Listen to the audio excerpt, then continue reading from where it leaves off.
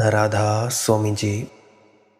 बाणी बाणी राधा स्वामी दयाल सतनाम सतपुरुष की। आज की सत्संग वीडियो का विषय है संत महात्मा, सच्चे संत और पूर्ण फकीर चमत्कारों को दिखाने में विश्वास क्यों नहीं रखते हैं। इतनी अनंत अनंत रिद्धियां सिद्धियां और पूरे ब्रह्मांड का मालिक होने के बावजूद भी वे चमत्कारों को क्यों नहीं दिखाते हैं।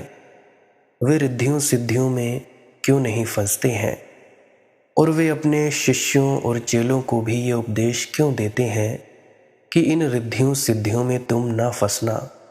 तो चलिए परम संत पलटू साहिब जी की वाणी के माध्यम से आज की सत्संग वीडियो आरंभ करते हैं। गुरु प्यारी सत्कारयोग सात संगत जी, आप सभी के भीतर बैठे परमात्मा को मेरा प्रणाम। आप सभी के चरणों में मेरा प्रणाम। आप सभी लोगों का धन्यवाद करता हूँ जो आप सभी मुझे इतना प्रेम देते हो। प्रेम के बदले प्रेम ही मिलता है। खुदा करे आप लोगों को भी प्रेम ही मिले। बहुत बहुत धन्यवाद। बहुत बहुत आप लोगों का शुक्रिया अदा करता हूँ। आपसे एक विनती है कि जो भी इस वीडियो को सुनने जा रहा है, कृपया अंत तक सुनने की कृपालता ज़रूर करें जी। ये जो आपका मन आपको भजन सिमरन के वक्त तंग करता है, तरह तरह के विचार उठाता है, कुछ ना कुछ करता ही रहता है। हो सकता है कोई ना कोई ऐसी तुक, कोई ना कोई ऐसा वचन, कोई ना कोई ऐसा प्रवचन मेरा आपके कानों में पड़ जाए, आपके हृदय में उतर जाए, आपके प्रश्नों का जवाब मिल जाए, जिससे कि आपका मन आपको भजन सिमरन में तंग न करे। इसीलिए आप जी इस वीडियो को पूरा अंत तक ज़रूर सुन सकते हैं। बाकी आपकी अपनी मौज है, आपकी अपनी इच्छा है। सब्सक्राइब भी कर सकते हो इस चैनल को अगर आप चाहते हो कि रोज़ रोज़ नई नई वीडियो सबसे पहले आप तक पहुंचाई जा सकें। नहीं भी करना चाहो तब भी कोई बात नहीं, तब आप ऐसे काम की वीडियोस मिस कर सकते हो। तो चलिए अब मैं अपने मूल विषय की ओर बढ़ता हूँ कि संत महात्मा, सच्चे साधु संत रिद्धियों सिद्धियों में क्यों नहीं उलझते हैं। बाणी है पलटू साहिब जी की। रिद्धि सिद्धि दुई कनक समानी, बिस्तु डिगन को भेजा। यह वाणी परम संत पलटू साहिब जी की वाणी है। पलटू साहिब जी इस वाणी में रिद्धियों सिद्धियों के बारे में कह रहे हैं। वे कह रहे हैं कि जैसे जैसे मेरा ध्यान संभल रहा है, तब की बात कह रहे हैं अपनी साधना के दिनों की, कि जैसे जैसे मेरा ध्यान संभल रहा है वैसे वैसे माया नई अड़चनें खड़ी कर रही हैं। और उन अड़चनों का नाम क्या है? रिद्धियां और सिद्धियां। रिद्धियां सिद्धियां भेज रही हैं। अब मन ने और सूक्ष्म उपाय खोजने शुरू किए हैं। अब मन की माया धन नहीं भेजती, क्योंकि धन की व्यर्थता मैंने देख ली। अब पद नहीं भेजती, क्योंकि पद की व्यर्थता मैंने देख ली। अब रिद्धियां सिद्धियां आनी शुरू हो गई हैं। अब मेरे हाथ में चमत्कार करने की शक्ति आ रही है कि मिट्टी छूऊं तो सोना हो जाए, कि मुर्दे को छूऊं तो मुर्दा जग जाए, किसी को आंख भर के देख लूं तो उसको कुछ का कुछ बना दूं, किसी को पुत्र दे दूं, किसी को धन दौलत दे दूं, कुछ का कुछ दे दूं। पलटू साहिब जी कहते हैं कि मैं भली भांति जानता हूं ये भी माया के अंतिम जाल हैं, और अगर मैं इनमें उलझ गया तो वापस पुनः फिर गिरूंगा, फिर से गिर पड़ूंगा और ये सारी ऊंचाइयां खो जाएंगी, फिर वहीं के वहीं।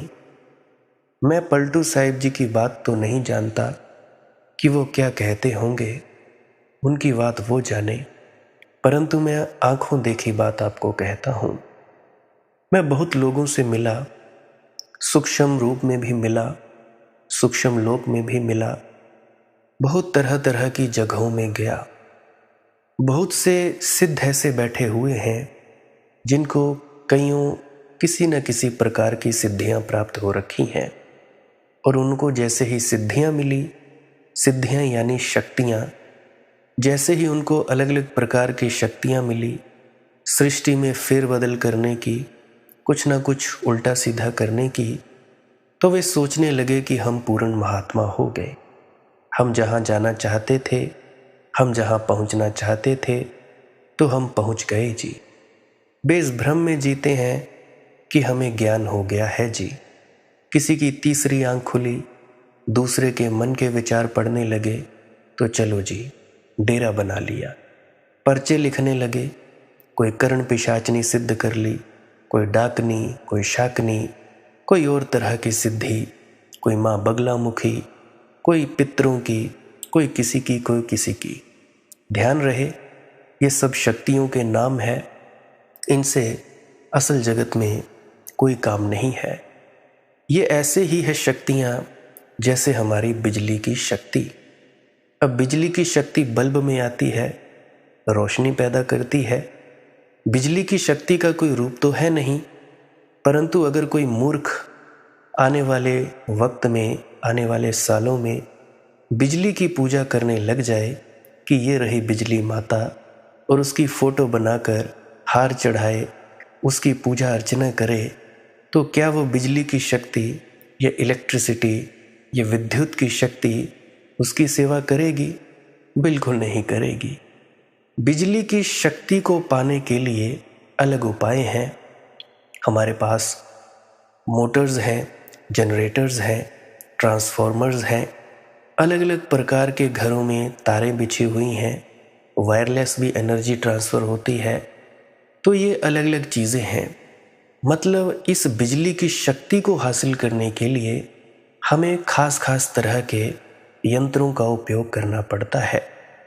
अब अगर कोई बिजली की नंगी तारों को हाथ लगाए तो झटका तो भाई लगेगा ही। अगर कोई बिजली को संभालना जानता हो तो अपने घर में कपड़े धो सकता है वॉशिंग मशीन के ज़रिए, अपने घर में ठंडा कर सकता है पानी को, एसी लगा सकता है, पंखा चला सकता है, कूलर चला सकता है, या रोशनी ले सकता है। तो ये है बिजली के अलग अलग उपाय। उसी प्रकार से ये अलग अलग प्रकार की रिद्धियाँ हैं, सिद्धियाँ हैं, देवी और देवता हैं।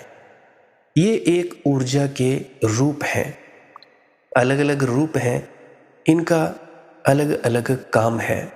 इनको आह्वान करने के लिए, इनको बुलाने के लिए अलग प्रकार की ऊर्जा, अलग प्रकार के मंत्रों का उपयोग किया जाता है सब मन के भ्रम, है सब मन की माया। मन बहुत ज़्यादा प्रबल है। मन सब तरह के उपाय करता है अपने को बचाने के। मन दूसरे के मन पढ़ने लगता है, कोई पानी पर चलने लगता है, कोई कांटों की सेज पर सोने लगता है, कोई एक हाथ खड़ा करके रखता है, कोई खड़ा होने की चेष्टा करता है। अहंकार तो क्या जाना था, उल्टा अहंकार खड़ा हो जाता है। यहाँ तक कि कई लोगों को अहंकार है अपनी साधना का, अपने भजन सिमरन का, कि जी हमारे अंदर प्रकाश भी आ गया, हमारे प्रकाश दिखाई देता है, हमारे अंदर ये धुन सुनाई दे गई। तो मैं कहता हूँ सावधान, इस चीज़ का भी अहंकार नहीं करना। ये भी जो तुम लोग बोलते हो कि हमने इतनी साधनाएं की, मैं जानता हूँ 2-3 बच्चों को 7-7, 8-8 साल के हैं जिनके भीतर प्रकाश पैदा होता है। क्या साधना की? कुछ नहीं किया, सिर्फ मेरे सत्संग सुने, जो मैं कहता हूँ वो करते गए, अपनी बुद्धि का प्रयोग किया ही नहीं। वैसे भी छोटे से बच्चे में बुद्धि तो उतनी सी ही होती है, क्योंकि वो खुला होता है। 12 साल तक बच्चे को जो सिखा दिया जाए वो सीखता रहता है, उसके बाद तो ऊपर थोपना ही होता है। अंतस मन तक बच्चे के जो चीज़ें पहुंच जाती हैं वो 12 साल तक ही जाती हैं। 12 साल के बाद जो मर्ज़ी उसको बनाए जाओ, पढ़ाए जाओ, वो उसकी जीवन का एक अभिन्न अंग नहीं बन सकती है। तो 7 साल का बच्चा है, कोई 10 साल का है, कोई 11 का है। सत्संग सुनते सुनते ही बहुत से ऐसे हैं जिनको सुनते सुनते ही समाधियाँ लग जाती हैं, शरीर खो जाता है, मन खो जाता है, मन ठहर सा जाता है, बड़ा आनंद सा आता है। और कुछ साधक ऐसे भी हैं जो इतना इंतज़ार करते हैं सत्संग का कि भाई जैसे अफीम का नशा ना मिला हो, जैसे शराब ना मिले तो व्यक्ति मर जाए, ये भी एक प्रकार का नशा है। तो बहुतों को अलग अलग प्रकार के फायदे होते हैं। तो अगर किसी व्यक्ति को खाली सत्संग सुनने मात्र से समाधि लग जाए तो तुम लोगों के 5-5 6 घंटों का क्या अहंकार करते हो? क्या अहंकार करते हो कि हमने इतनी सेवा की? क्या अहंकार करते हो कि हमने इतने सत्संग किए, हम सत्संग करता हो गए, हम पाठी हो गए, हम बहुत बढ़िया शब्द गायन करते हैं। ऐसे ही मैं एक दिन होशियारपुर से आ रहा था, आज से कोई 3 साल पहले की बात होगी। तब मेरे पास एक्टिवा थी नहीं, खरीदी भी नहीं, ज़रूरत भी नहीं पड़ी थी। ब्यास से आ रहा था, होशियारपुर से बस में बैठा, तो बस में बैठा मैं खिड़की वाली साइड में बैठा था। तो वहाँ पे साथ में ही एक सिख भाई बैठ गए, बैठे रहे, बातें करने लगे। और बेटा क्या करता है क्या नहीं? मैंने बता दिया भाई कुछ नहीं करता, वीडियो एडिटिंग करता हूँ, घर में वेला रहता हूँ, बैठने का काम है मेरा, कोई दिहाड़ी तो करता नहीं, मजदूरी करता नहीं, और मेरा शरीर वैसा है भी नहीं। पहले मैं खेतों में काम किया करता था, अब खेतों में काम भी नहीं होता, ट्रैक्टर आ गए हैं। पहले हल जोता करते थे, अब थोड़ा मोटा होता है तो करता हूँ। तो वो बात बात में कहने लगा कि मैं जी कीर्तनिया हूँ। मैंने कहा वो क्या होता है भाई? कहने लगा कि हम शब्द गायन करते हैं, गुरु महाराज की महिमा गायन करते हैं। मैंने कहा फिर तो बहुत ही शुभ है, गाते हो तो यह तो बहुत बढ़िया बात है। कहने लगा कि जब मैं गाता हूँ तो लोग कहते हैं कि आप गाते बहुत सुंदर हो, कि आप बहुत सोना गाते हो। मैंने कहा भाई ये तुम्हारा अहंकार है, और तुम क्या कर रहे हो? अहंकार नहीं तो और क्या है? फिर मैंने पूछा कि तुम कहाँ जा रहे हो? कहने लगा कि जी पीर निगाह जा रहा हूँ। मैंने पूछा भाई क्यों? कहने लगा जी अपनी मनोकामना है, मन्नत है, वहाँ पे करने जा रहा हूँ। मैंने कहा जिंदा संत की वाणी पढ़कर तुम कीर्तनीय हो, तुम्हें असर नहीं हुआ तो वहाँ पे तो कोई है भी नहीं, तो तुम्हें वहाँ पे जाकर क्या मिलेगा? ईंट पत्थर तो हैं, बाकी तुम्हारी श्रद्धा तुम जानो। अगर तुम्हें श्री गुरु ग्रंथ साहिब में दर्ज की गई वाणी के अनुसार चलकर और तुम बोलते हो कि मैं पढ़ता हूँ, उसके अनुसार तुमने अमल नहीं किया, वहाँ से कुछ नहीं मिला, तो माफ़ करना, तुम्हें वहाँ भी कुछ नहीं मिलेगा जहाँ तुम अब जा रहे हो। तो वो भाई नाराज़ होकर उठ के मेरी सीट से उठ गए, पिछली सीट पर बैठ गए कि क्या पागल सा है। 3-4 गालियाँ दी मुझे। मैंने बोला चलो भाई शुभ है, कम से कम तुम्हें अपने आप का पता तो चलेगा कि तुम कितने पानी में हो, कितने नहीं हो। बहुत से आ जाते हैं जिनको अपने सेवादार होने का अहंकार है। एक मित्र आए, अभी कुछ 6-7 महीने पहले की बात होगी, कहने लगे जी कि मैं लैट्रिन बाथरूम साफ़ करता हूँ ब्यास में। मैंने कहा बिल्कुल, ये तो बहुत शुभ है, तुम बढ़िया काम करते हो। कहने लगा कि जी हाँ, मेरे में बहुत विनम्रता आ गई है। मैंने उसके अंदर अहंकार की भाप जगी, भाप लिया उसके अंदर की अहंकार है। तो थोड़ी देर बाद उसने अपनी बेटी के बारे में बताया कि जी मेरी बेटी ऐसी है, मेरी बेटी ऐसी है। कहने लगा कि जी कुछ बोलती नहीं है, चुपचाप रहती है, इसका कैसे चलेगा? मैंने कहा कि भाई अगर तू अभी मर जाएगा तो क्या तेरी बेटी पलेगी नहीं? जिन बच्चों के माँ बाप नहीं है, क्या वो बच्चे नहीं पलते?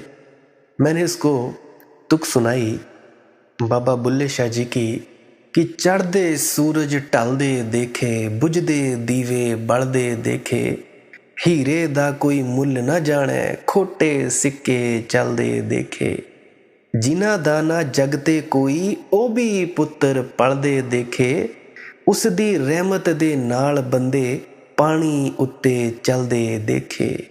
लोकी कहंदे दाल नहीं गलदी, मैं ते पत्थर गलदे देखे, जिन्हां ने कदर ना कीती रब दी, हथ खाली ओ मलदे देखे। कई पैरां तो नंगे फिरदे, सिर ते लभदे छावां, मैनू दाता सब कुछ दिता, क्यों ना शुक्र मनावां, क्यों ना शुक्र मनावां। मैंने उससे कहा कि भाई तू शुक्र क्यों नहीं करता? भाई तेरी बेटी शांत है, लोग तो यहाँ परेशान हुए रखे हैं कि हमारे बच्चे जो हैं वो शांत नहीं है। मैंने उससे कहा कि मेरे एक और मित्र हैं, उसके बच्चे हैं वो इतने उपद्रवी हैं कि वो तो परेशान हो जाता है, स्कूल से भाग आता है एक उसका बच्चा। तो बोला कि नहीं भाई तुम गलत कह रहे हो। मैंने कहा भाई तुम्हारी बेटी ठीक है। वो कहता रहा कि नहीं नहीं जी ये पागल है। मैंने बोला भाई ऐसा पागल मैं भी कभी हुआ करता था, और माफ़ करना कभी ना कभी तेरी बेटी भी मुझ जैसी ना हो जाए तो मुझे बताना। नाराज़ हो गए, कहने लगे कि तुम अखाड़े में आ जाना, मैं अखाड़े का पहलवान हूँ। मैंने कहा अखाड़े का पहलवान? तो भाई अब तुम्हारी विनम्रता कहाँ गई? फिर मैंने 2-4 बातें उल्टी सीधी बाबा जी महाराज को भी कह दी कि भाई हमारे बाबा जी महाराज ऐसे वैसे। फिर तो वो आग बबूला हो गए, फिर कहने लगे कि भाई तू एड्रेस दे। मैंने कहा भाई ये ले एड्रेस। कहने लगे मैं आऊँगा। मैंने बोला भाई आ जाना। सो अब आज 6-7 महीने हो गए, आए नहीं। आएंगे कैसे? डर जो बैठा है। किसका? मौत का डर। डराए कोई उसको जिसको मरने का डर हो। जो मरने से डरता ही ना हो, जिसने मरने को ही मार दिया हो, उसको कैसे डराया जाए? तो ये है तुम्हारी विनम्रताएं। जब कसौटी पर कसने की बात आती है और मालिक तुम्हारी परीक्षा लेता है तो तुम लोग खरे नहीं उतर पाते हो। माफ करना तुम सब अहंकारी हो, पाखंडी हो। अगर तुम में बाहरी अहंकार नहीं है तो तुम लोगों में सूक्ष्म अहंकार है। तो इससे तुम लोग इससे साबित नहीं हो जाते कि तुम लोग सत्संगी हो। सत्संगियों के नाम पर तुम धब्बा हो, एक काला धब्बा। फिर तुम कहोगे कि बाबा जी को तो बड़े प्यारे हैं। अरे संत के पास है ही क्या और प्यार के अलावा देने को? संत प्रेम ही है। वो तुम्हें प्यार ना देगा तो और क्या देगा? तो भाई तुम लोगों को भी समझना चाहिए। क्या खाक तुम सत्संगी हो? दूसरे के सामने तुम दिखावा करते हो, बड़े विनम्र हो, और जब कसौटी पे कसने की बात आती है खरे नहीं उतर पाते। सामने तो तुम लोग दिखावा कर लेते हो, परंतु कहाँ दिखावा करोगे उस परमात्मा के सामने? कई बार मैं कईयों से मिलता हूँ, कईयों को देखता हूँ, डेरे में जाता हूँ ब्यास में, कई मिलने आते हैं मेरे पास, तो मैं देखता हूँ बातें कुछ और करते हैं और उनके हृदय में कुछ और चलता है। कुछ जगह पे मैं गया भी हूँ, मुंह पे कुछ और, दिल में कुछ और। मुंह पे कहते हैं कि बड़ा अच्छा हुआ आप आए, और हृदय में कहाँ से आ गया ये मूर्ख तंग करने, क्यों आ गया ये? तो फिर दिल नहीं करता। मैं जानता हूँ तुम्हारे अंतस में क्या चलता होता है। हालांकि बोलता नहीं हूँ सो बात अलग है, परंतु तुम लोग ये मत सोचना कि मुझे पता नहीं चलता। मैं तुम्हारी बातों से ज़्यादा तुम्हारे अंतस तक झांक कर तुम्हारी भावना पहचान जाता हूँ। तो सावधान रहना, अगली बार मुझसे मिलने से पहले सावधान, हृदय शुद्ध करके आना। और यार ये भी मत पूछने लग जाया करो कि मेरे को देखकर क्या लगता है मनदीप बेटा। ये भी कोई बात नहीं है। अगर तुम लोगों की कॉल पर बात हो रही है या अगर मैं मिल रहा हूँ तो शुभ है, वरना ऐसा मौका तो मेरे बुआ और फुफड़ जी को भी मिलने का नहीं मिलता। मेरे फुफड़ जी आते हैं रोज़ सुबह, रोज़ क्या हफ्ते 1.5 हफ्ते के बाद 9 बजे आते हैं। ज्योति को बोलते हैं ज्योति दीपू वो सोया हुआ है। मैं सोया होता हूँ, उनको तक नहीं मिलता। सो सौभाग्य की बात है कि भाई मालिक मुझे चलाकर तुम लोगों के पास लेकर आता है ताकि वो मेरे इस शरीर का प्रयोग कर ले। तो भाई सोचने की बात है। तो अहंकार नहीं करना, किसी चीज़ का अहंकार नहीं होना चाहिए, चाहे कुछ भी हो जाए। यहाँ पे कुछ लोग हैं जो एक दूसरे का मन पढ़ने लग जाते हैं, सोचते हैं कि जी बहुत बड़ी सिद्धि प्राप्त हो गई। अरे नहीं, इसमें नहीं फंसना। मन सब तरह के उपाय करता है अपने को बचाने के। मैंने बहुत से संत फकीर जो खुद को कहते हैं वो मैंने फंसते हुए देखते हैं, फंसते हुए देखे हैं, मरते हुए देखे हैं, और उनका अपना ही अहंकार उन्हें ले डूबता है। मरते वक्त कई तो अपने शरीर तक को खराब कर जाते हैं, शरीर को खराब कर जाते हैं। अखबारों में खबरें छपती हैं कि जी वो फलाना संत मर गया, और बाद में लड़ाई और झगड़े। तो ये है तुम्हारे हाल। मन सब तरह के उपाय करता है अपने को बचाने के। रिद्धियां सिद्धियां मन को बचाने के उपाय हैं, और बड़े सूक्ष्म उपाय हैं, और ऐसे प्रीतिकर और ऐसे मधुर और ऐसे स्वादिष्ट कि छोड़ने का मन ना हो। मन जहर भी देगा तुम्हें तो शक्कर चढ़ा कर देता है, शक्कर में बिल्कुल डुबो डुबो कर देता है। रिद्धि सिद्धि दोई कनक सनानी, बिस्तु डिगन को भेजा। कहते हैं पलटू जी कि मुझे डिगाने को, मुझे हिलाने को, मेरे ध्यान को खंडित करने को, मेरी निश्चल हो गई झील में लहरें उठाने को अब ये रिद्धियां सिद्धियां आ रही हैं। 3 लोक में अमल तुम्हारा, यह घर लगे न तेजा। लेकिन ख्याल रखो, होगा तीनों लोकों में तुम्हारा विस्तार, मगर इस घर में तुम्हारा तीर नहीं लगेगा। रिद्धि सिद्धि भी मुझे धोखा नहीं दे पाएगी। 3 लोक कौन से? ये स्थूल जगत, ये सूक्ष्म जगत, ये कारण जगत।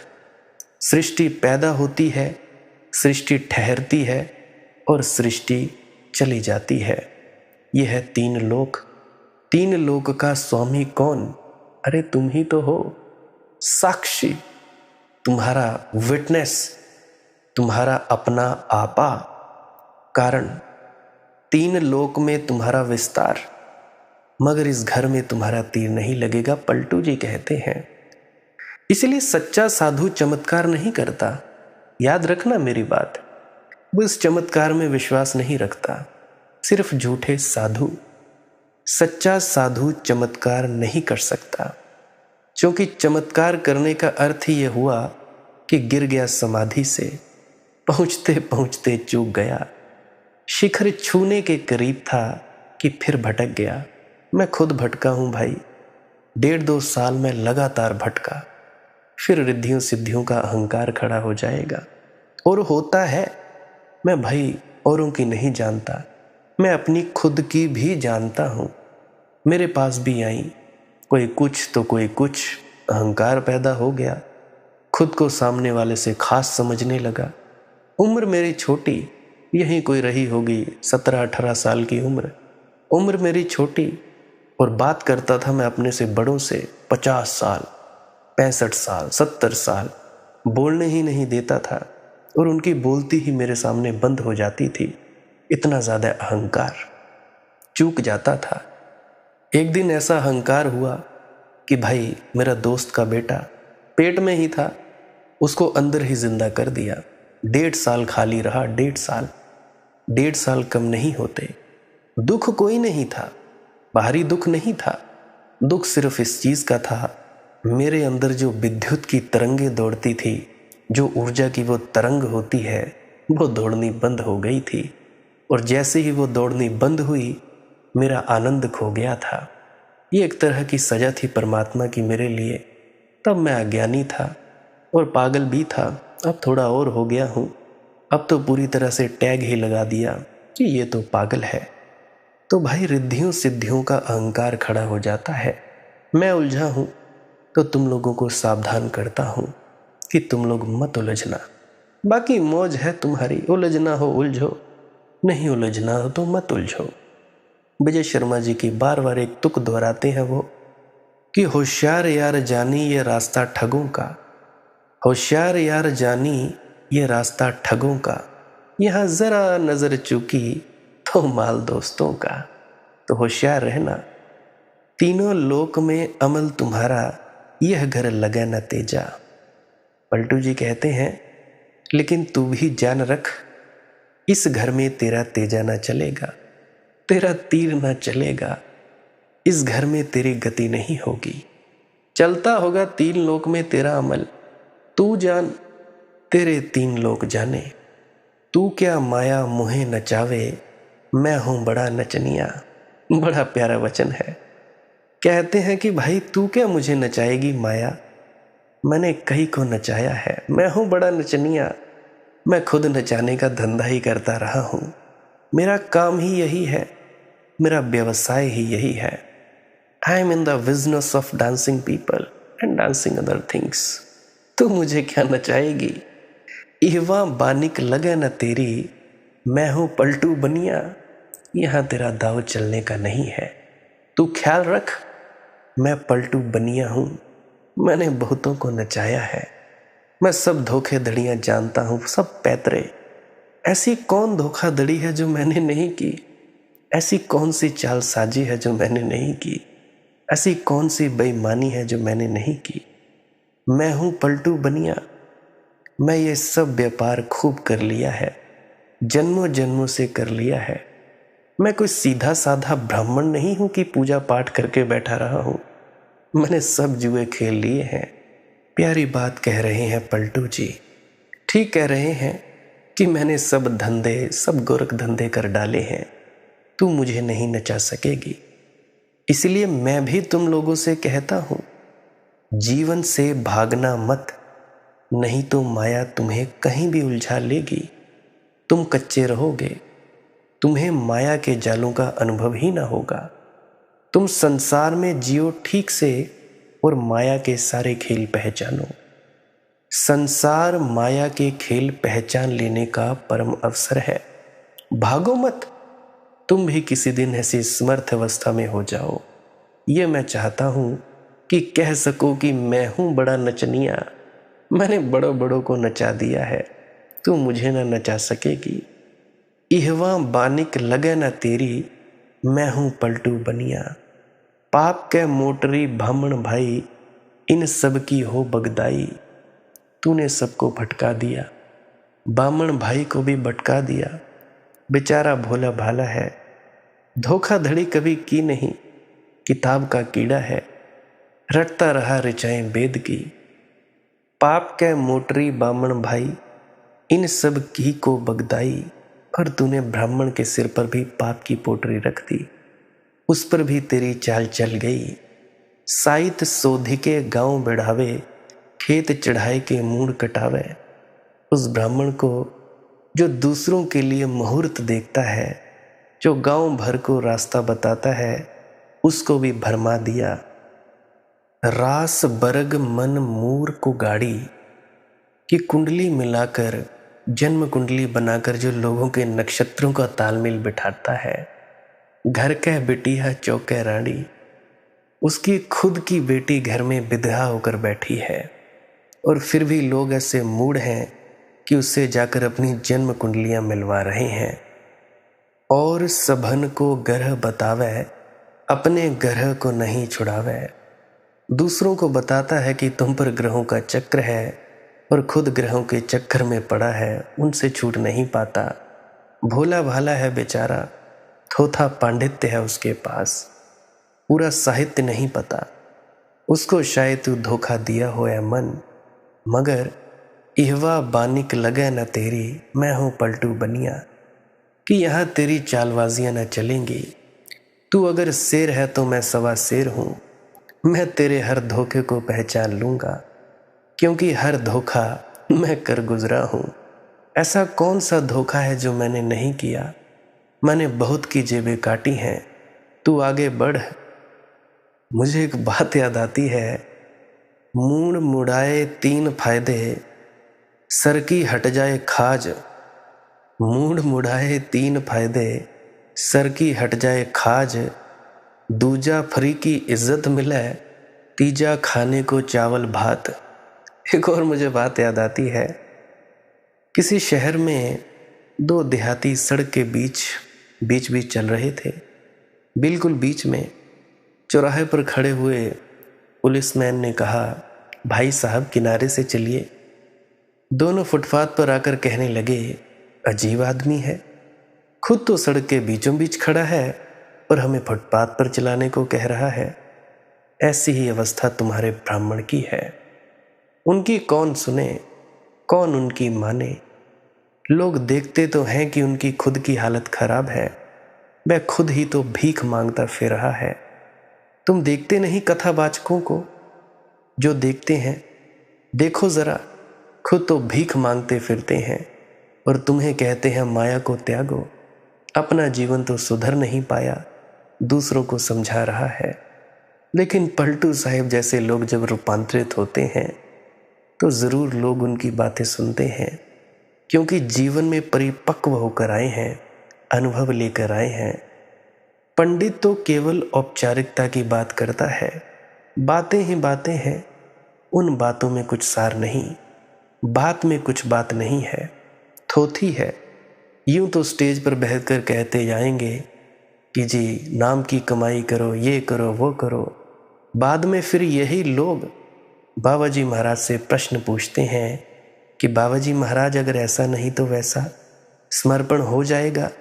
कि अरे मूर्ख, तुझे कितने साल हो गए, क्या तेरा अब तक समर्पण हुआ नहीं? और तू खुद को ये नहीं जानता कि मैं लोगों को क्या समझा रहा हूं? देखो कैसी कैसी मूर्खताएं हैं। बिल्कुल औपचारिकता है, क्रियाकांड है कि जी चलो ठीक है, सत्संग सेंटर में सेवा दे देते हैं। मैं कहता हूँ ये सेवा बिल्कुल गलत है। इससे अच्छा तो कोई पेन ड्राइव में कोई बाबा जी महाराज का या तो सवाल जवाब सुन लो, या तो बाबा चरण सिंह जी का सत्संग सुन लो कैसेट में लगाकर, या दादा मंगाराम, दादा भवानी जी का सुन लो। इन मूर्खों की ज़रूरत नहीं है। बुरा लग रहा हो तो भाई माफ़ी, मेरा कोई वश नहीं। क्रिया कांड के कारण खुद भी मुसीबत में पड़ा है व्यक्ति और दूसरों को भी मुसीबत में डालता है। मुझे टिल्लू भैया और झंडू भैया की बात याद आती है।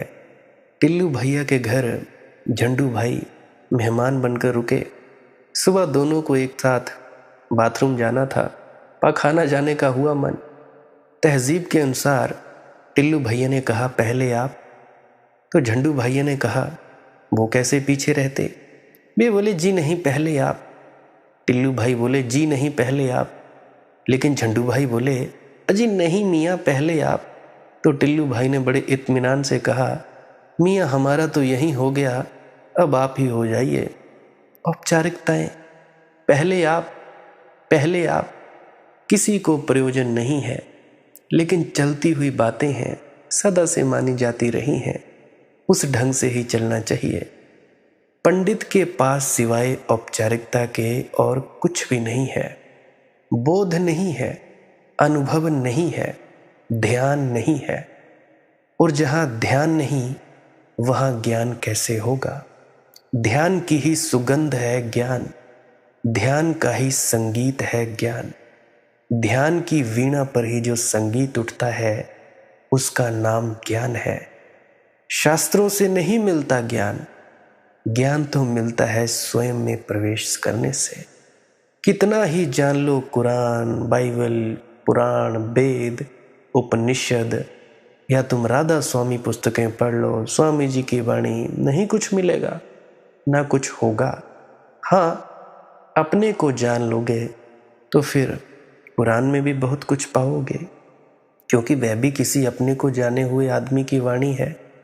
फिर गीता में भी बहुत कुछ पाओगे। मगर पहली अनुभूति तो अपने अंदर होनी चाहिए। पहली किरण तो अपने भीतर टूटनी चाहिए। तुम्हारे हाथ में दिया हो तो तुम्हें गीता में बहुत खजाने मिलेंगे। खजाने वहाँ हैं, लेकिन तुम्हारे हाथ में दिया ना हो तो क्या खाक तुम वहाँ पाओगे? और तुम्हारे पास जौहरी की आंख ना हो तो हीरे जवाहरात मिल भी जाएं तो क्या करोगे? पहचान ही न सकोगे कि वे हीरे जवाहरात हैं। और तुम अंधे अगर हो तब तो फिर बहुत मुश्किल हो गई। और यही हालत है, अंधे हो, जौहरी नहीं हो, हाथ में दिया भी नहीं है और खोज में लगे हो।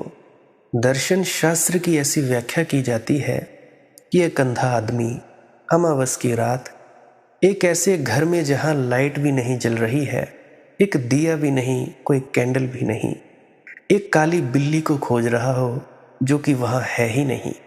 एक तो अंधा, फिर अमावस की रात, काली अंधेरी, फिर एक दिया भी नहीं, कैंडल भी नहीं और ना बल्ब, फिर काली बिल्ली। और वह भी वहाँ मौजूद नहीं है। वह भी मौजूद होती तो भी एक बात थी कि चलो खोजते खोजते किसी तरह, अगर अंधा ना खोज पाता तो कम से कम बिल्ली अंधे को खोज लेती, किसी तरह मिलन हो जाता। लेकिन वह बिल्ली भी वहाँ है नहीं। दर्शन शास्त्र ऐसा ही है, सारा पांडित्य ऐसा है, थोथा। और उसके थोथे होने का कारण है गलत शुरुआत, दूसरे से शुरुआत। उधार कृष्ण को मान लो, बुद्ध को मान लो, स्वामी जी को मान लो, महावीर को मान लो, और उनको मानने में भूल ही जाओ कि तुम भी हो। जैन हो जाओ, ईसाई हो जाओ, मुसलमान हो जाओ, और ये भूल ही जाओ कि तुम आत्मा हो, न हिंदू न मुसलमान न ईसाई। और सबन को ग्रह बतावे, अपने ग्रह को नाही छुड़ावे। मुक्ति के हेतु इन्हें जग माने, अपनी मुक्ति के मरम न जाने। और लोग मुक्ति के लिए इन पंडितों पुरोहितों को मानते हैं, और इनको खुद की मुक्ति का कुछ भी पता नहीं, मर्म ही पता नहीं, राज ही पता नहीं। ये खुद तुमसे भी ज्यादा बंधनों में पड़े हैं। और इनको कहते कल्याण, दुख में आप रहे हैरान। ब्राह्मण को नमस्कार करो तो वह कहता है कल्याण हो, और इनकी शक्ल तो देखो। जिनको इनकी शक्ल दिख पड़ जाए, कल्याण होता हो तो रुक जाए। ये कहते हैं कल्याण हो। मैं एक जगह घूमने फिरने के लिए गया, कोई 1-1.5 महीना के लिए। अभी कोई होगी 7-8 साल पुरानी बात। तो वहाँ पर एक शिक्षक थे जो संस्कृत पढ़ाते थे। उनकी आदत थी कि उन्हें प्रणाम करो कि प्रणाम जी, तो वे हमेशा कहते थे कि कल्याण हो। तो जब मैं पहली दफ़ा उनको कहा कि प्रणाम जी नमस्कार, तो उन्होंने कहा कल्याण हो। मैंने उनसे कहा कि सुनिए, आपका हो गया? उन्होंने कहा ये भी कोई पूछने की बात है। मैंने कहा अगर आपका ना हुआ हो तो मेरा कैसे करवाइएगा। सारे लोग इकट्ठा थे। तो उन्होंने मुझे साइड में बुलाया कि भाई तुम शाम को मेरे घर में आना खाना खाने। मैं चला गया। तो उन्होंने मुझे बताया कि भाई इस तरह की बातें नहीं करते सबके सामने। अरे ये तो एक उपचार है, औपचारिकता की बात है। तो मैंने कहा फिर मैं नमस्कार करना आपको बंद कर दूंगा, क्योंकि मेरा नमस्कार उपचार नहीं है भाई, हार्दिक है। तो कम से कम मुझसे तो झूठा ना बोलो। जब तुम्हारा ही नहीं हुआ तो मेरा तुम कैसे करोगे। तो जब भी मैं उनसे नमस्कार करता तो उनको बड़ी बेचैनी होती, क्योंकि वह उनकी आदत थी कल्याण हो। वह उनकी बिल्कुल जड़ आदत थी, जैसे यूट्यूब में किसी ने रिकॉर्डेड सत्संग डाल दिया हो। तो जब मैं उनको नमस्कार करूं, वे एक क्षण को झिझक जाएं, क्योंकि अब करें क्या, क्योंकि वह जो कल्याण हो एकदम उनके मुंह में आए। और वे जानते थे कि उन्होंने कहा कल्याण हो कि मैं उनको पकड़ूंगा। तो ऐसे ही कुछ दिन बीत गए। तो थोड़े दिनों में हम खेलने जाया करते थे क्रिकेट। हम खेलते थे, तो वहाँ पे जब हम खेल रहे थे तो सामने से वही आ रहे थे शिक्षक।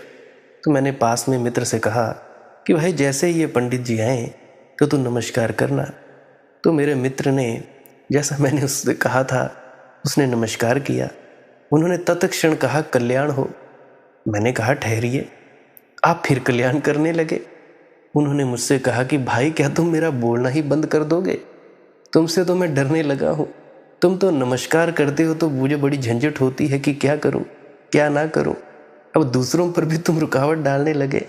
मैंने कहा कि मेरी रुकावट की कुल कोशिश इतनी है कि मैं आपको याद दिलाऊं कि कल्याण अभी आपका हुआ नहीं। पहले अपना कल्याण कर लें, फिर बांटें, ज़रूर बांटें। कल्याण से ज़्यादा बांटने योग्य और है भी क्या इस जगत में। अभी तो हूँ 4-5 दिन, तो भाई याद दिलाता रहूँगा। औरन को कहते कल्याण, दुख में आप रहे हैरान। खुद हैरान हो रहे हैं दुख में, परेशान हो रहे हैं। खुद बिना अनुभव के हैं और दूसरों को अनुभव बांट रहे हैं। लाला झंडूराम की पूरी मित्र मंडली एक दिन सिनेमा देखने गई। बरसात के दिन थे, सभी लोग रेनकोट पहने टिकट के लिए लंबी लाइन में खड़े थे। तो टिल्लू भाई भी, उसने पीछे पलट कर देखा और कहा भाई झंडू, बड़े जोरों से लघु शंका लगी है, क्या करूं समझ में नहीं आता। यदि लाइन छोड़कर बाथरूम तक जाऊं तो फिर पीछे खड़ा होना पड़ेगा। ऐसी स्थिति में टिकट मिलना बड़ी मुश्किल लगता है, और यदि ना जाऊं तो डर है कि कहीं कपड़े ही खराब ना हो जाएं। बड़ी विकट समस्या है।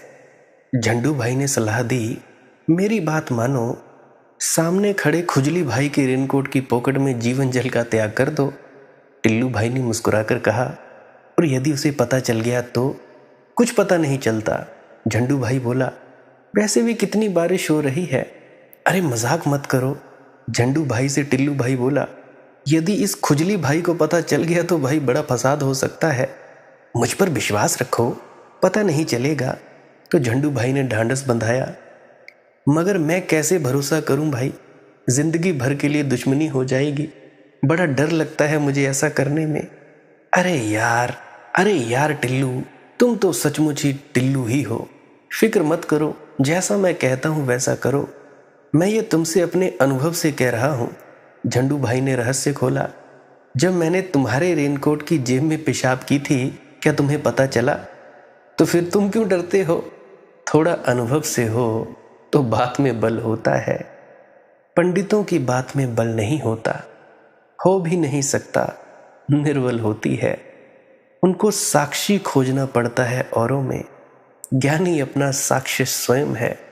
अगर वह शास्त्रों का उल्लेख भी करता है तो शास्त्रों को साक्षी देता है, शास्त्रों का साक्षी नहीं लेता कि यह गवाह है जी, ये इस फलानी किताब में लिखा है।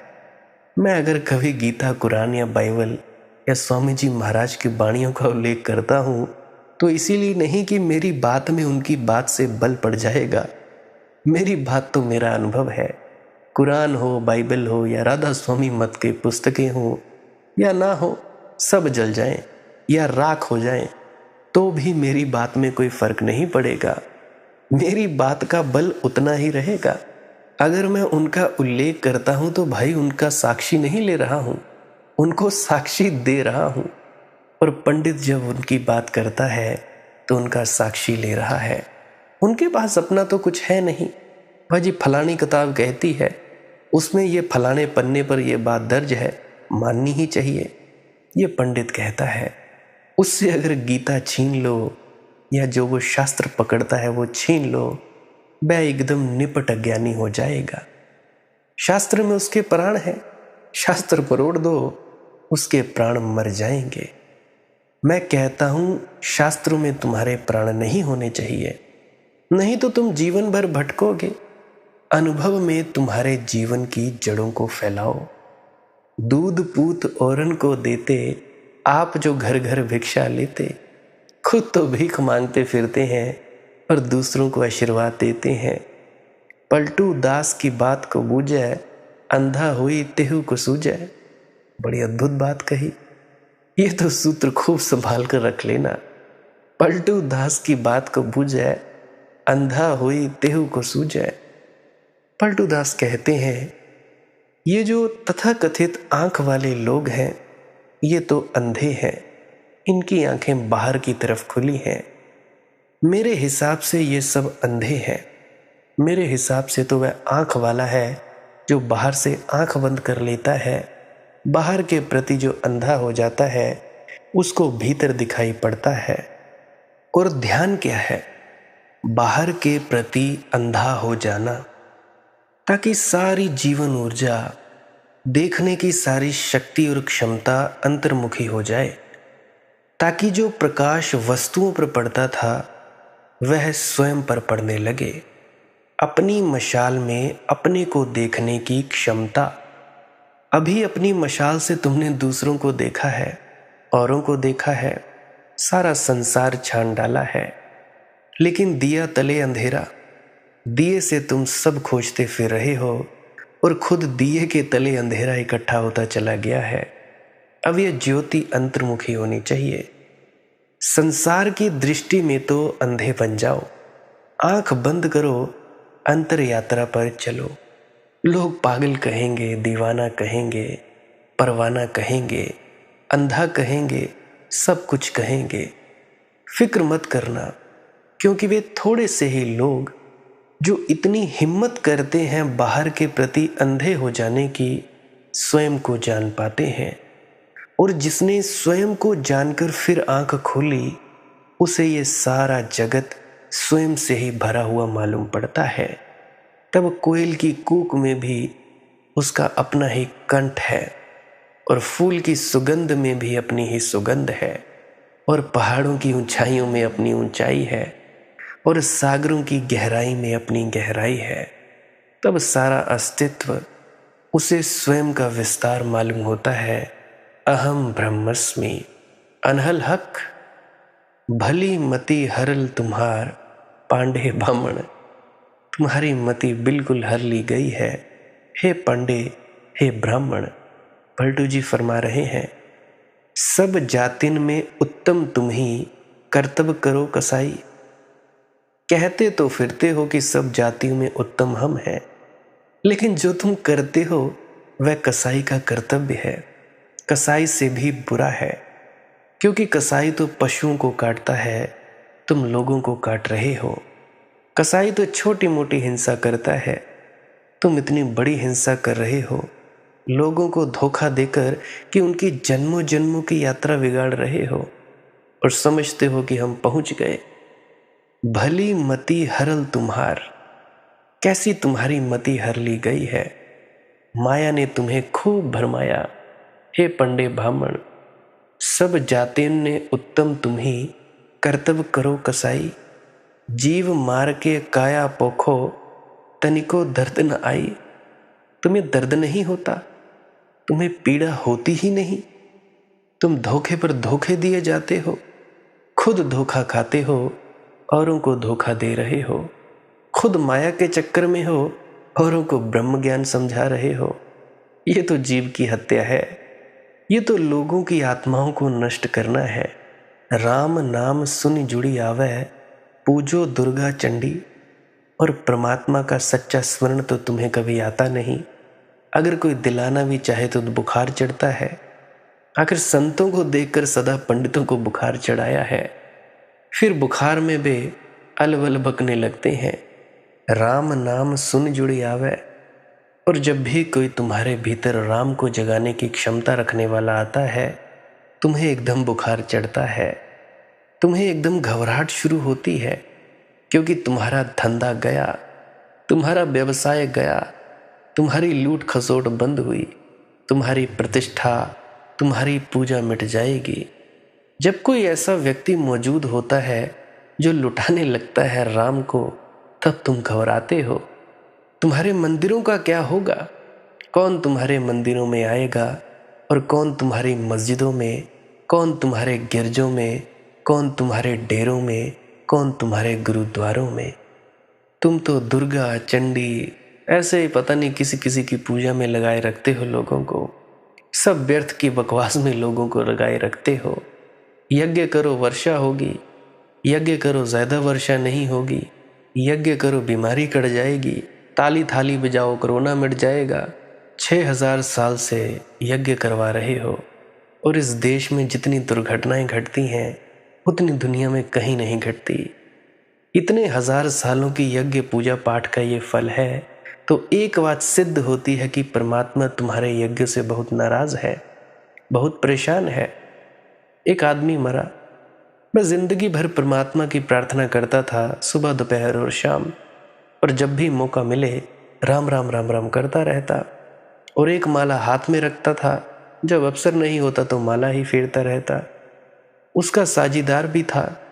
वह कभी मंदिर में नहीं गया, राम नाम भी नहीं लिया, माला उसने छुई नहीं। दोनों एक साथ कार में बैठे, एक्सीडेंट हुआ और दोनों मरे। दोनों को देवदूत आए और राम नाम करने वाले को राम नाम चदरिया ओढ़े हुए था, हाथ में माला मिले हुए था, उसको नरक ले जाने लगे, और उसके साझीदार को स्वर्ग। उसने कहा, ठहरो जी ठहरो, कुछ भूल चूक हो रही है। हम तो सुनते आए थे कि यहाँ सरकारी दफ्तरों में भूल होती है, वहाँ भी हो रही है। देखते नहीं राम नाम चतरिया और मेरे हाथ की माला, और राम राम जप रहा हूँ। जिंदगी हो गई राम राम जपते, और मुझे नर्क, और इस दुष्ट को स्वर्ग। नास्तिक को, जो कभी गया नहीं मंदिर, नाम लिया नहीं। देवदूतों ने कहा, गलती नहीं हुई है भैया, फिर भी अगर तुम्हें शिकायत हो हम तुम दोनों को परमात्मा के सामने मौजूद कर देते हैं, अपना निवेदन कर लो। तो कहानी है, उसने कहा कि यह ठीक है, मुझे मौजूद किया जाए। उसने परमात्मा के सामने कहा, यह क्या हो गया भाई, हद होती है बेईमानी की, अन्याय। और हम तो सुनते आए थे, देर है अंधेर नहीं है, मगर यहाँ अंधेरा ही दिखाई पड़ रहा है। देर तो है ही, क्योंकि जिंदगी भर के बाद राम नाम का कुछ फल तो मिलना चाहिए था। देर तो वैसे ही बहुत हो गई, अब अंधेरा हो रहा है। इस नास्तिक को स्वर्ग और मुझे आस्तिक को नरक, इसके पीछे का राज। परमात्मा ने कहा कि तू मेरा सिर खा गया, जिंदगी भर तू ना खुद सोया ना मुझे सोने दिया, क्योंकि तू राम राम राम राम करता रहे तो मैं सोऊं कैसे। जैसे कोई आदमी तुम्हारे पास ही बैठा हुआ तुम्हारा नाम जपता रहे तो नींद कैसे आए। स्वर्ग में तो तुझे मैं रहने नहीं दूंगा, और अगर तू ज्यादा जिद करेगा तो तू रह यहाँ, हम चले नरक। तेरे साथ रहने से तो नरक में रहना बेहतर, कम से कम सोने को तो मिलेगा। दिन भर की मेहनत के बाद रात को विश्राम तो कर लेंगे। कोई खोपड़ी में तो बन बनाता नहीं रहेगा कि राम राम राम राम। और ये राम नाम की चदरिया देखकर ही मुझे तेरे हाथ की ये माला, इन सब के कारण ही तुझे नरक भेज रहा हूं। मेरा तेरा साथ नहीं हो सकता। ऐसा ही लगता है कुछ। 5-6 हजार साल से यज्ञ हवन चल रहे हैं, पूजा पाठ चल रहा है। जितनी बाढ़ यहाँ आती है दुनिया के किसी देश में नहीं आती। जितना सूखा यहाँ पड़ रहा है दुनिया के किसी देश में नहीं पड़ता। जितना पोल्यूशन यहाँ पड़ रहा है किसी देश में नहीं पड़ रहा। जितने बांध यहाँ टूटते दुनिया के किसी देश में नहीं टूटते। जितनी रेलगाड़ियाँ यहाँ उलटती हैं कहीं नहीं उलटती। भगवान जैसे बहुत परेशान है। राम नाम सुनि जुड़ी आवे, पूजो दुर्गा चंडी। पूजन तुम करते हो काल्पनिक देवताओं का। जैसे ही मैंने वीडियो के शुरू में कहा, मनुष्य की इजादे हैं ये सब, लेकिन भीतर जो छिपा बैठा है साक्षी परमात्मा, उसकी कोई याद दिलाए कि बस तुम्हें घबराहट शुरू होती है। लंबा टीका कांद जनेऊ, बकुला जात पखंडी। तुम बगुले की जाति के हो हे पंडे बामण। लंबा टीका कांद जनेऊ, बकुला जात पखंडी। ऊपर से तुम बिल्कुल शुभ्र मालूम पड़ते हो।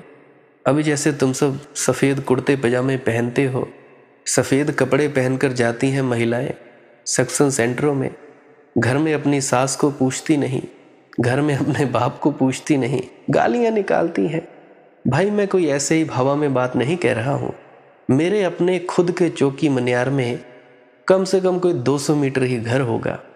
दोनों बहुएं सत्संग सेंटर जाना, बकायदा सेवा भी करनी। घर में अगर तेरी माँ दी, तेरी बहन दी अपनी सास को और उससे खाना बनवा रही हैं, ये मैंने अपनी खुद की आंख से देखा है। ऐसे ही हवाबाजी नहीं करता। मेरा नहीं यकीन तो चल पड़ना भाई चौकी मनियार में मेरे साथ। आस पड़ोस की बात बता दूंगा कि क्या ये मनदीप सच कहता है या झूठ कहता है।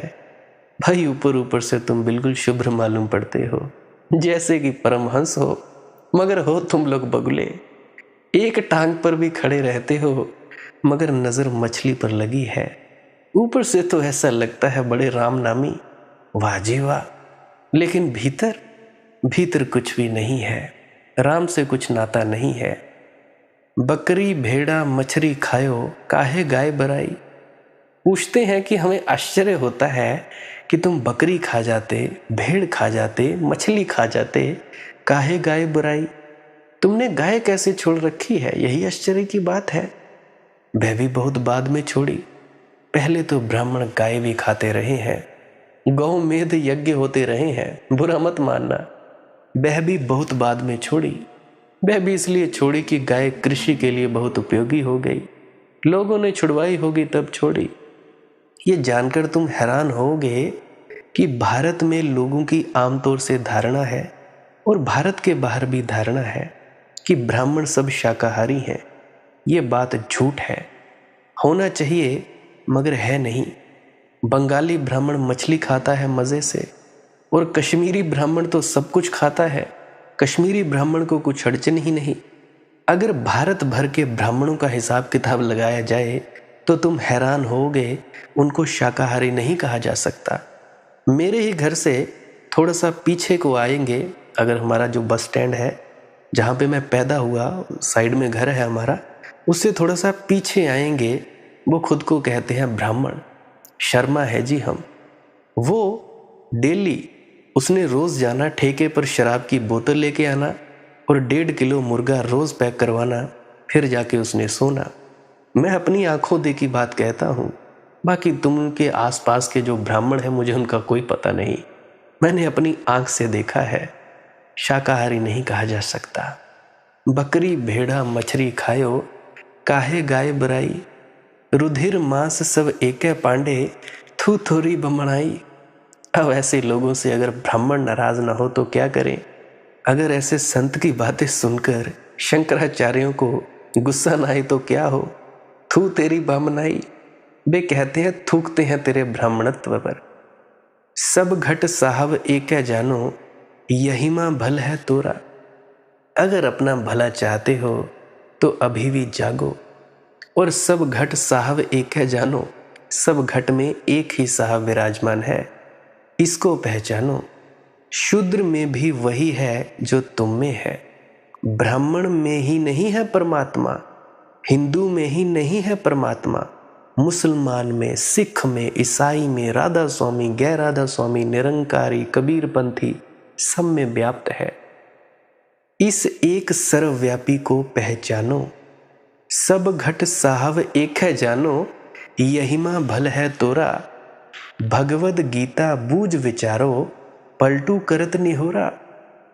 पलटू जी कहते हैं फिर भगवद गीता को बूझना, फिर मैं निहोरा करूंगा तुम्हारा कि अब बूझो भगवद गीता, अब पढ़ो भगवद गीता, अब करो मनन, मगर पहले ध्यान, और एक को पहचान लो, फिर भगवद गीता को पहचान सकोगे।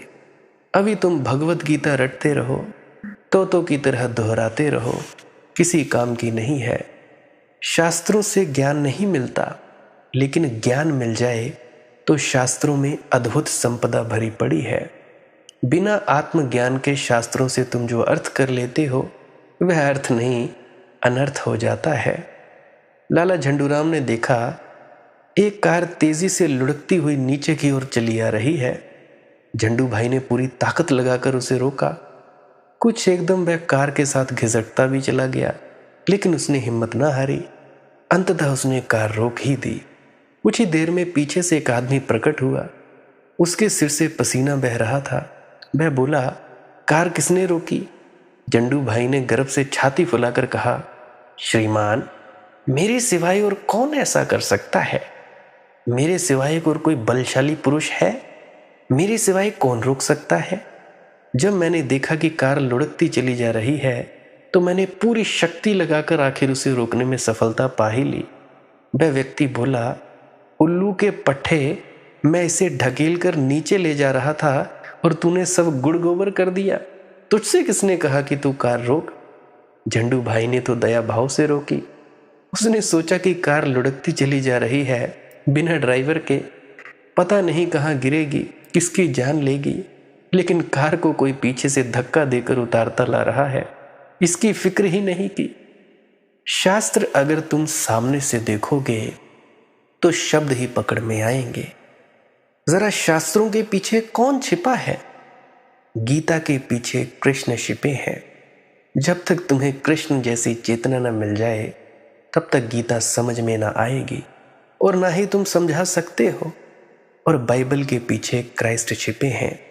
जब तक तुम्हें क्राइस्ट जैसी चेतना ना उपलब्ध हो जाए तुम क्या खाक समझोगे बाइबल? ऐसे ही हाला लाला ले करते जाओगे। वीडियोज नहीं देखते तुम? कैसा इन्होंने गंद मचा रखा है। कोई क्या कर रहा है, कोई उछल रही है, कोई मछलियों की तरह तड़प रही हैं स्त्रियां, क्या क्या नहीं हो रहा है। और धम्म पद के पीछे बुद्ध छिपे हैं। पीछे कौन छिपा है वैसे ही तुम हो जाओगे। अब देखो, स्वामी जी महाराज की वाणी है, उसके पीछे कौन छिपा है? स्वामी जी महाराज, वही हो जाओगे। बाबा जी महाराज के सत्संग, उसके पीछे कौन है? बाबा जी महाराज। गुरु का ध्यान करते करते, गुरु की आज्ञा मानते मानते गुरु में ही समा जाया जाता है। गुरु की ही महिमा है। तो पलटू कहते हैं, शास्त्र से हमारा विरोध नहीं, विरोध अगर हमारा है तो हमारे इन थोथे पांडित्य से है, इन पंडितों से है थोथे, जिसने चेतना को तो जगाया नहीं और शब्दों के संग्रह में लग गया। कितने ही शब्द इकट्ठे कर लो, मगर इस देश की शब्दों में बड़ी आस्था है, सत्यों में नहीं, शब्दों में। यह देश शब्दों का दीवाना देश है और यह पंडितों का प्रणाम है। पंडितों का छाती पर चढ़ा रहना सदियों तक इसको शाब्दिक बना दिया है। शब्दों से मुक्त हो तो फिर कहते हैं, भगवत गीता बूझ विचारो, पलटू करत निहोरा। फिर तो मैं तुमसे हाथ जोड़कर प्रार्थना करूंगा कि अब डुबकी मारो भगवत गीता में और तब तुम बड़े हीरे ले आओगे। सागर में भी इतने हीरे नहीं है, इतने रत्न नहीं है, इतने मोती नहीं है जितने भगवत गीता में है, मगर उसके लिए उपलब्ध है वे जिसने ध्यान में गोता लगाना सीख लिया है। ध्यान के अतिरिक्त कोई और मार्ग नहीं है, ना ही हो सकता है। लाख चाहे उपाय करो, नहीं हो सकता। तो इसलिए भजन सिमरन किया करो, ध्यान में डूबा करो। अगर किसी की कोई समस्या है तो कमेंट सेक्शन में लिख देना। बाकी मालिक की अपनी मौज है, वो जाने, उसका काम जाने। ध्यान में डूबा करो। भजन सिमरन क्या है? भजन और सिमरन दो अंग हैं। सिमरन है कुछ शब्दों का जाप करना जो आपको आपके सद्गुरु द्वारा बताए जाते हैं। कोई भी जाप हो सकता है, कोई भी शब्द हो सकते हैं। करना क्या है? किसी कमरे में बैठ जाइए, या रात को बैठ सकते हैं, सुबह बैठ सकते हैं, या जब भी आपको फुर्सत के लम्हे मिले बैठ सकते हैं।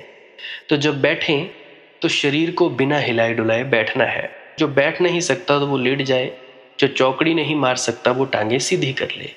कोशिश ये रहनी चाहिए कि ज़्यादा से ज़्यादा वक्त शरीर को बिना हिलाए डुलाए बैठा जाए। उसके बाद अपने शब्दों का जाप शुरू कर दें। आंख बंद रखें, आंखों पर ज़्यादा जोर नहीं लगाना है, कोई कष्ट नहीं देना है, नहीं तो सर में दर्द होगा और फिर आप लोगों को परेशानी हो सकती है। तो आपने क्या करना है? चुपचाप शांत होकर बैठे रहना है, शब्दों का जाप शुरू कर देना है। जितनी देर भी आप करना चाहो, आधा घंटा, पौना घंटा, 10 मिनट, 15 मिनट, या जितनी भी आपको आपके सद्गुरु द्वारा दिया गया निर्देश है, जितना निर्देश है उसका पालन कीजिए। और उसके बाद दूसरा स्टेप करना बड़ा ही ज़्यादा ज़रूरी है। वो क्या है? वो उसी अवस्था में बैठे रहें या आसन भी बदल सकते हैं। ये जो शब्दों का जाप होता है ये एकाग्रता के लिए होता है, ताकि मन की एकाग्रता आ जाए। और जब मन की एकाग्रता आ जाए फिर दूसरा कदम क्या है? धुन सुनने के लिए बैठना। चुपचाप बैठे रहें, आंख बंद है, शब्दों का जाप बंद कर देना है। और अगर कोई भी आपके गुरु महाराज है, उनको आप स्मरण कर रहे थे, याद कर रहे थे, आंखों के सामने शक्ल ला रहे थे, तो उसको लाना बंद कर दीजिए। शब्द धुन सुन रही है तो सुनते रहिए। आंख बंद करके अंधेरे में ही टिके रहें। टिके रहना है और ये इच्छा नहीं करनी है कि कुछ दिखे, कहीं पहुंचा जाए, परमात्मा को पाना है, ये करना है, वो करना है। याद रखें, ना कुछ समझना है, ना कुछ देखना है। ऐसे ही अज्ञानी होकर इसी अंधेरे में पड़े रहें। इसी अंधेरे में पड़े रहना है बस। उसके बाद जो होगा सो होगा। और अगर कोई अनुभव हो भी गया तो इससे ये नहीं कि अगली बार फिर से कामना करनी है कि ये वैसे ही हो। कामना ही सबसे बड़ी अड़चन है, इच्छा ही सबसे बड़ी अड़चन है, किसी चीज की तृष्णा करना ही सबसे बड़ी अड़चन है, मांग ही वासना है। अगर परमात्मा चाहिए तो कुछ नहीं मांगना है, चुपचाप बस बैठो, अपने आराम में बैठो, अपने विश्राम में बैठो। धीरे धीरे धीरे वो होगा जो होना चाहिए। अगर मैं ज़्यादा बोलूँगा तो आप लोग फिर से उसकी कल्पना कर लोगे कि जी ऐसा होता है, खंड ब्रह्मांड ऐसे होते हैं, चांद तारे दिखेंगे, फलाना ढिकाना। तो मैं ऐसा नहीं कहूँगा। मैं बस इतना कहूँगा, जो कुछ दिखता है, कुछ भी दिख जाए, वो मन है, वो माया है। जो नहीं दिखता वही आत्मा है, वही आत्मा में होना है। अब जैसा कि तुम लोग इसी अंधेरे में टिके रहोगे, टिके रहोगे, टिके रहोगे, तो कुछ दिनों के बाद या महीनों के बाद एक प्रकाश आएगा। वो प्रकाश पूरे शरीर में फैलता जाएगा और धीरे धीरे तुम इस प्रकाश के सहारे अपने आप में स्थित होगे। अब देखो, इस प्रकाश को देखने वाले भी तुम हो और इस शब्द धुन को सुनने वाले भी तुम हो। अब जो ये शब्द धुन को सुनता है और प्रकाश को देखता है, ये तुम हो। तो अपने आप में स्थित होना है, अपने आप को जानना ही सच्चा आत्मज्ञान है। खुद को जानना, खुद को जान लिया, मालिक को फिर जान जाओगे। तो इतनी सी प्रक्रिया है। और आगे आप श्वास क्रिया भी कर सकते हो। ये मुझे बताई गई थी विजय शर्मा जी द्वारा। वो एक उच्च कोटि के संत हैं, तो उन्होंने मुझे बताई और मेरा फर्ज बनता है कि आप सभी को बताऊं। वैसे तो मैं रोज रोज बताता हूं, फिर भी आज फिर से बता रहा हूं। श्वास क्रिया क्या है? नाक से सांस लेना है, मुंह से छोड़ना है। लंबा सांस लेना है नाक से और मुंह से छोड़ देना है। 15 मिनट करें, 20 मिनट करें, आधा पौना घंटा, जितनी देर भी आप कर सकते हो करें। करने के बाद करना कुछ नहीं है, चुपचाप आंख बंद करके बैठ जाना है। लेट सकते हो तो लेट सकते हैं, वो आपकी अपनी इच्छा है। नींद आ जाए तो सो जाना है, तो शरीर को कष्ट नहीं देना है। अगर सर घूमे घूमने देना है, अगर आपका शरीर कांपे तो कांपने देना है। उसकी आपने दिक्कत, परेशानी और चिंता नहीं लेनी है, ये सब होता ही है। और मरने से डर लगे तब भी नहीं डरना है, ये होता ही है। क्या कहा मैंने? 15 से 20 मिनट कर सकते हैं, उसके बाद चुपचाप बैठें और अपने भीतर अपने आप उतर जाओगे। ठीक है जी। प्रेग्नेंट लेडीज़ बिल्कुल ना करें, जिनको दिल की बीमारी है या गोलियां वगैरह खाते हैं वो भी बिल्कुल ना करें, और बाकी सब कर सकते हैं। जिनको नींद नहीं आती वो अवश्य करें, और जिनको थोड़ा डिप्रेशन रहता है वो भी अवश्य करें, और जिनके बच्चे थोड़े पढ़ाई में कमज़ोर हैं वो भी ज़रूर करें। बाकी आपकी मौज है, करना हो करिए, नहीं तो आपकी अपनी अपनी इच्छा है। और ध्यान दें, जब सिमरन करें तो उसके बाद सीधा भजन पे बैठें, और जब ये श्वास क्रिया करें तो इसके बाद सीधा भजन के लिए बैठें। अलग अलग प्रक्रियाएं हैं। एकाग्रता के लिए है श्वास क्रिया और एकाग्रता के लिए ही है भजन सिमरन। सिमरन भी एकाग्रता के लिए और श्वास क्रिया भी एकाग्रता के लिए। ठीक है, मिक्स नहीं करना है, अलग अलग करिए। अगर श्वास क्रिया करी तो उसके बाद सीधा धुन सुनने पर बैठें। अगर सिमरन के शब्दों का जाप किया उसके बाद फिर से धुन सुनने पर बैठें। बाकी आपकी अपनी मौज है, जो आपको रुचे वो कर सकते हो। अगर धुन सुनने लगे तो धुन सुनने पर ही डायरेक्ट बैठा जाए, परंतु श्वास क्रिया मत छोड़ना, क्योंकि श्वास क्रिया करने से शारीरिक, मानसिक और आध्यात्मिक लाभ मिलता है। तो बाकी आप कीजिए, आपकी मौज है।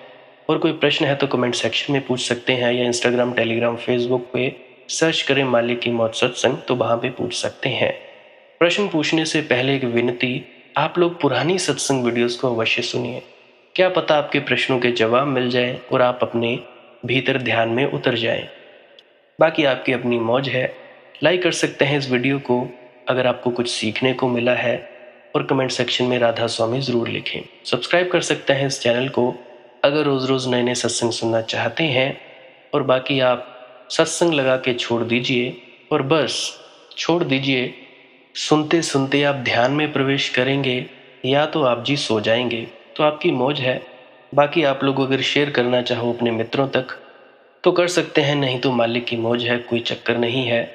आप मुझे इतने अंत तक सुनते हो, इतने अंत तक सुनने के लिए आपका बहुत बहुत शुक्रिया, बहुत बहुत धन्यवाद। और मुबारक हो आप लोगों ने जो आनंद प्राप्त किया। अब मैं अपने गुरु महाराज को प्रणाम करता हूँ, आप सभी के भीतर बैठे परमात्मा को भी प्रणाम करता हूँ। मेरा प्रणाम स्वीकार करें। राधा स्वामी जी।